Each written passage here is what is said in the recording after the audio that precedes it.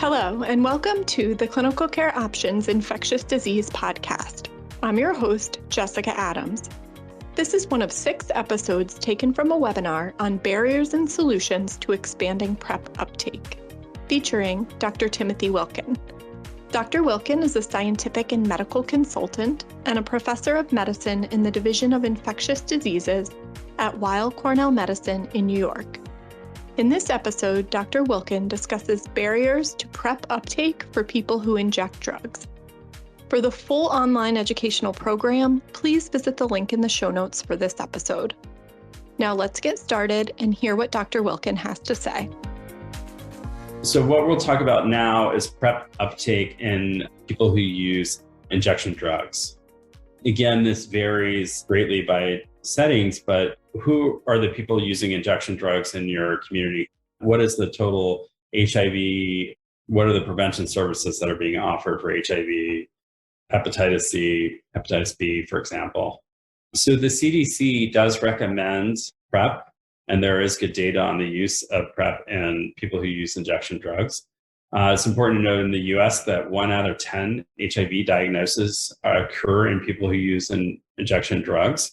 So in a survey study of this group in syringe support programs, 25% had heard of PrEP and 63% ended up being interested in PrEP, but less than 1% were actually taking PrEP. So really a missed opportunity. So the CDC recommends PrEP for people who use injection drugs in combination with substance use disorder treatment and syringe service programs. So it's also important to note that for a person who uses injection drugs, their needle practices are not the only determinant of their risk of HIV.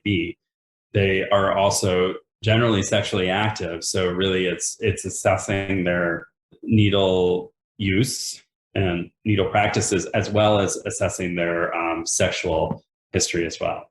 So as far as indications, asking about injecting drugs, and if they have injected in the past 6 months, are they using shared injection equipment? And if yes, then prescribe PrEP. If no, then prescribe PrEP if requested, or I would add, assessing their sexual risk behavior to kind of further understand whether they would benefit from PrEP. So this project, was an integrated PrEP with community-based syringe services for women who inject drugs. So a relatively small population of around 95 women.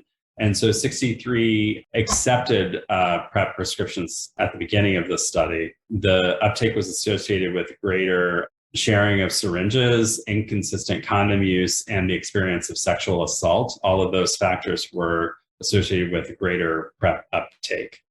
Only about half of women were retained in the study through 6 months, so highlighting some of the challenges of working with this population. And then higher retention was associated with greater syringe service program use at baseline. So adherence was high by self-report, but discordant with urine testing. So highlighting a difference as compared to the population we talked about earlier. In this small group, there were 2 HIV seroconversions, which is quite high over 6 months, and 2 HIV seroconversions and 1 pregnancy. And among those who initiated PrEP, there did seem to be high PrEP acceptability and satisfaction with PrEP, even though that there was challenges with adherence and retention and care. It is helpful to think about in your communities what are the barriers to PrEP uptake, and how can we support PrEP use as well as persistence of PrEP in this group. Thank you very much to Dr. Wilkin, and thank you to our listeners for joining in. As a reminder, to view the full Contemporary HIV Treatment and Prevention 2022 program on the Clinical Care Options website, and to access the slide set for barriers and solutions to expanding PrEP uptake, click on the links in the show notes for this episode. Please be sure to check back regularly for more episodes on important infectious disease topics. Thank you, and have a great day.